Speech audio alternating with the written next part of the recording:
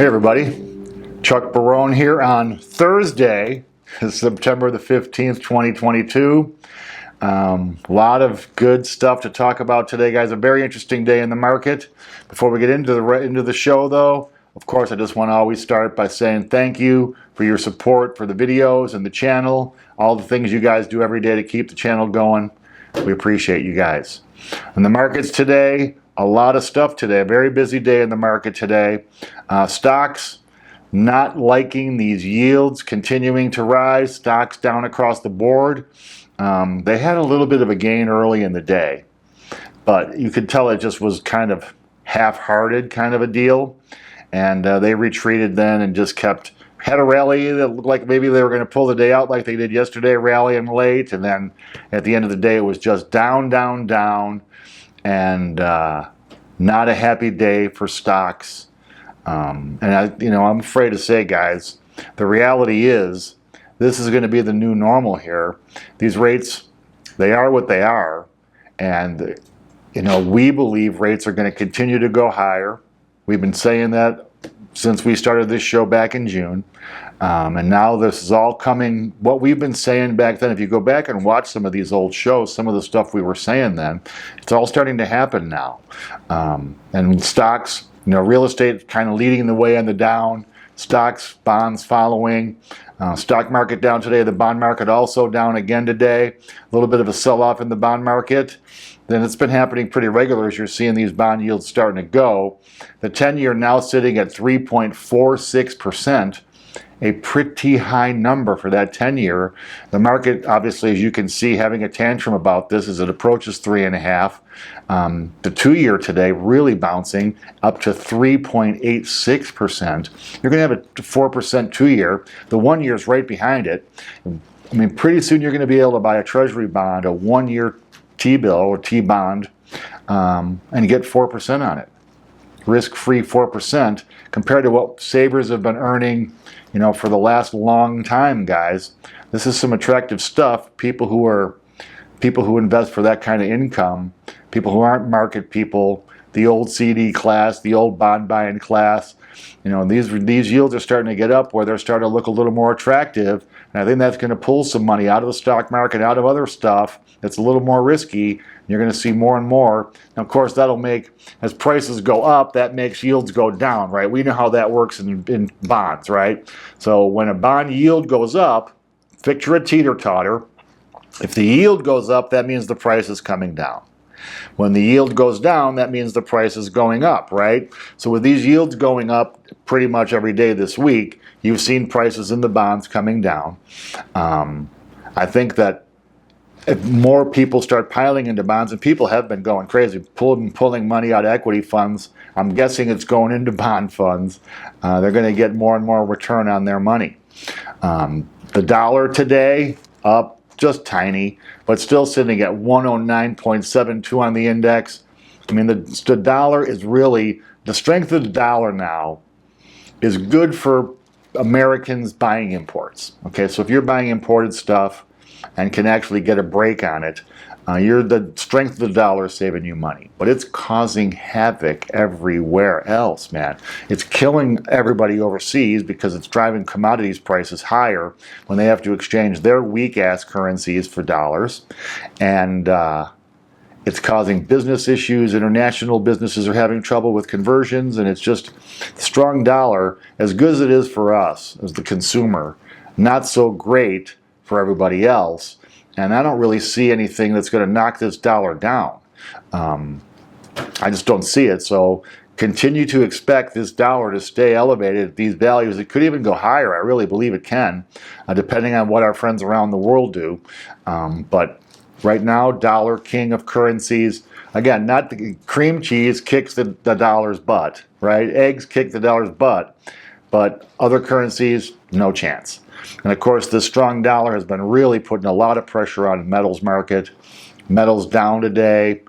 Gold sitting at $1,665 per ounce, down 2% today. Not a great day.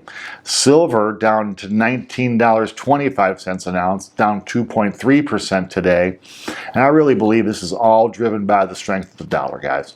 I don't think that people who are investors in metals are selling. I don't think the demand for metals is going down. Maybe a small percentage going toward, higher yielding bonds. But the strong dollar is what's putting the pressure on this metals market. Oil today down pretty big. West Texas Intermediate sitting at $85.18 per barrel, down 3.7% today. That's a pretty big drop in oil. Natural gas, crazy day, sitting at $8.26, down 9.37%. So basically it had a huge rally up yesterday, almost 10%, and then gives it all right back the next day. I mean, how do you... A normal investor, a guy who's not doesn't want to be in the market every minute, every day, doesn't want to constantly be looking at numbers. How do you play these markets? It's just bananas, man. I mean, up 10% one day, down 10% the next. These markets are not supposed to be swinging this wildly. Not a good sign, I don't think, for the stability in prices. Bitcoin down small today, just under 20K. I would really like to see Bitcoin get back above 20,000 and start building some power there, some consolidating there, some strength. We're going to be watching Bitcoin and talking about it for you guys as things that happen. It looks like one of two things is going to happen. Either it's going to go down and test that 18,500 roughly, which is where I kind of charted it out, where their support is, or it's going to get back above 20,000 and consolidate there. I hope it's to the upside. And news you guys need to hear today. Some big stuff coming up today. Most of you have heard about the railroad strike that was going to start tomorrow, actually. I talked about it a little bit on the show yesterday. Well, I guess now they brought the union in, they brought the management in at the White House or in Washington, sat them down, brokered, hammered out a deal where they're going to avert the strike, apparently. Now, the unions all still have to vote on it, and these union guys are not, well, they're notorious for not being real predictable with the way they vote. So we'll have to still get that done. But as of right now, the strike is off, and it looks like the workers did pretty well. That's what I'm seeing here. They basically put a 25% raise in there for these guys. You get 14% raise immediately, and it goes back. They're going to do bonuses and back pay all the way back to 2020. So all that raise is going to be retroactive for a couple of years. And they said that the average worker, the average employee, with the bonuses and the back pay coming with this settlement, the average guy going to get an $11,000 check. Yay for the working guy, man. And railroads agreeing to this must be making some pretty good money to go along with this. Hopefully now the unions will accept a good deal, because this looks pretty juicy to me. Most people would be pretty happy with a 25% raise, $11,000 bonus, getting that raise retroactive more than 2 years. So hopefully the unions will vote that way, and the railroad strike, we can put that in the past and not worry about it coming up the works here. Also, we had manufacturing report today. Gains very small. I guess the issue with the manufacturing right now, everything's going pretty good. Electronics and machine works. The issue is auto assembly. I'm not sure if they're having issues with getting, this goes back to the chip shortage or what the deal is with cars. But last month the cars were real strong. This month not so good, dragging that number down. But nonetheless, manufacturing gains small. Today, the World Bank comes out today. Now, these guys are great, man, because they talk out of both sides of their mouths. I think a lot of the stuff that they say is designed to confuse more than clarify. So what they're saying today is they have big concerns that we're going to have global stagflation. They're predicting a big recession coming next year, in 2023. You guys are a little late, man. This recession's already going, and has been. So stagflation, as most of you guys know what that means, it's a weakening economy combined with inflation and unemployment. Not a real ideal situation, and they're concerned that not only is it going to be a isolated thing, say to the North America or Europe, they're concerned that it's going to be a global thing affecting literally every country on the globe and their economies. I sure hope they're wrong about this. The good news is their track record isn't so great. So I think that, there's going to be some digestion to be done with these interest rates and getting back up to what I would call a normal interest rate environment, guys. I mean, a 6% mortgage sounds shocking when you compare it to 3% that it was a year ago. But, I've been doing loans in this town since 1995, and I'm telling you right now, 6% is not a colossal number on a mortgage note, but it is when you combine it with these ridiculously crazy, outrageous prices. So as I've been telling you guys all along, rates likely are not coming down soon. So one or the other has to give. Either rates have to come down to support the prices, or prices have to come down to support the rate. We've been telling you guys all along that these prices are going to come down. I've been telling you guys we're probably going to get down to a $350,000 median price here in Las Vegas from our peak of $482. As it stands right now, Jordan and I were looking at it. It looks like September is another month of decline. It ended August at 450,000 median, so it's down 32,000 over 2 months. Looks like it's going to go down another 15K here in September unless something changes abruptly.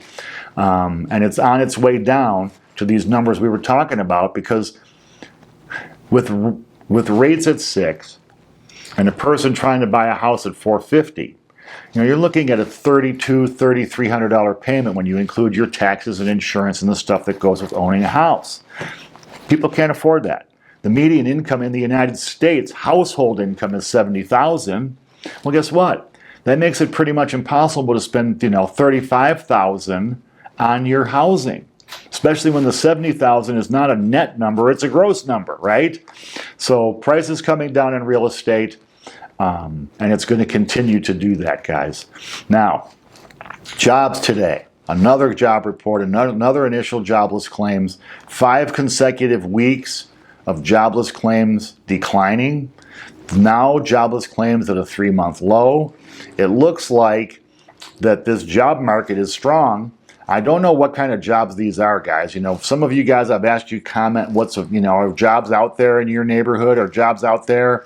What kind of jobs are they? Are there anything good? It looks kind of mixed to me. In some areas of the country, guys, we're talking real good jobs, trade jobs. In some areas of the country, they were saying there's literally no jobs. And in other areas of the country, they're saying basically the only jobs are these crappy, $10 an hour jobs. So it's really interesting to see how this is going, because apparently there's jobs out there for people who want them. Also in economic news today, retail sales come out basically flat.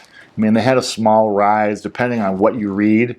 Back to school caused this, guys. People had to, they're not spending because they have a lot of extra money.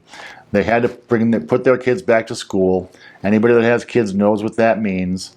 You got to spend some money on clothes and stuff they got to have for school, supplies and other things, especially these days with computers and all the electrical gadgets. So parents went and put that stuff on their credit cards. We've been seeing the the debt numbers going up, the credit card debt going up like crazy. Well, now we got a little bit of an idea on what they're spending it on. So retail sales hanging in there, but only because people are going into debt to spend money. And to close out the show today, I just want to talk about these bond yields, guys. Bond yields are flying higher. I really believe they're going to continue to fly higher. The Federal Reserve is I think they talk about this Fed funds rate, and they say between 2.25% and 2.5%. It really isn't. They could narrow it down. It's 2.35. They've raised rates 2.25%. They're talking about another 75 coming up next week. That'll put the overnight rate at 3.10. They'll say between 3 and 3.25, whatever. And then they're talking about another full point, a half a point in October, a half a point in November, to get the Fed funds rate up over 4%. Well, if they do that, what is that going to do to the mortgage business? I guess if the dog's already dead, shooting another bullet into it doesn't really make much of a difference, and that's kind of what these rate increases are doing in real estate. The market's just basically slammed shut. These higher rates, guys, ultimately are going to punish everything. Think about it. It's higher rates already, and now they're just continuing to get out of sight. real estate market collapsing, not only here in Vegas, but all over the country, especially a lot of these high-flying markets, Boise and Seattle and Phoenix and some other areas. Prices really starting to come down. A lot of people dropping their prices and still can't get anybody to look at their houses. The biggest loser with rates increasing is the federal government. You know, they're the biggest debtor in the world. We talked about that yesterday. Well, guess what? The geniuses decided they didn't want to lock in these low rates for 30 years, so they've been selling short-term treasuries. Now they got to roll them over, and they're rolling them over to higher rates, which adds to the government debt payments, right? Consumers are not going to be happy with these rate increases because their credit card bills are going up. The cost of financing cars and every other everyday stuff people are used to financing, the cost to do it are going up like crazy. So it's going to crush finance for consumers, crush the federal government, crush real estate. Then you got businesses, you know, find me the business that's not leveraged. And all these businesses have to roll that debt over, so they're getting higher debt costs. If they want to expand their business, they typically don't do it with their profits. Those they give to the shareholders in stock buybacks. So now they have to borrow money at higher rates, so it's smashing businesses. It's not great for banks because they make more money when rates are higher, but there's less demand for money, so guess what? It doesn't really work out for them. So here's the truth, guys. These rate increases we're seeing, and we're going to continue to see. Believe this, there's no pivot coming no matter what anybody's telling you guys. Basically, they're going to smash up the life out of this economy. That's just as simple as that. Not going to be the only people who are going to benefit at all from these higher rates are savers. People who have money and are CD buyers, bond buyers, people who are, you know, income-driven investors rather than growth investors, they're going to be the only ones happy with these rate increases going up, because the truth is this recession we're in already is going to get way, way, way worse. You can see the handwriting on the wall now. You know, real estate's pretty much the indicator of where we're going. It's going to get ugly, guys. It has to get ugly, I guess, because you're trading one ugly for a different ugly. We have this ugly inflation right now, which is sapping everybody's finances. To get rid of this, you have to create another ugly, which is going to be a severe recession, to get rid of all that demand and to create this unemployment so we can stop this wage price spiral. Tough times coming, guys. I hate to close on a tough note like that, but it is what it is today. This is the data. By the way, I just want to apologize real quick for yesterday. I guess I'm so eager for the weekend here that I thought yesterday was Thursday when I was closing. I had it right at the beginning, but it didn't. I was ready to wrap the week up today. But we will be here tomorrow on Friday to wrap the week up. Hopefully we'll have a little bit of a glimmer of light somewhere tomorrow, some news that's good for everybody. As always, if you like what you're hearing, hit like. Don't forget to subscribe. Double check your subscription and your notifications. We're getting some hanky-panky, like always, from our friends at YouTube. And as always, ask your questions in the comments. If you got something a little bit more complex, ask Chuck Barone at gmail.com. We'll see you guys tomorrow to wrap up the week. Until then, guys, take care. Thanks.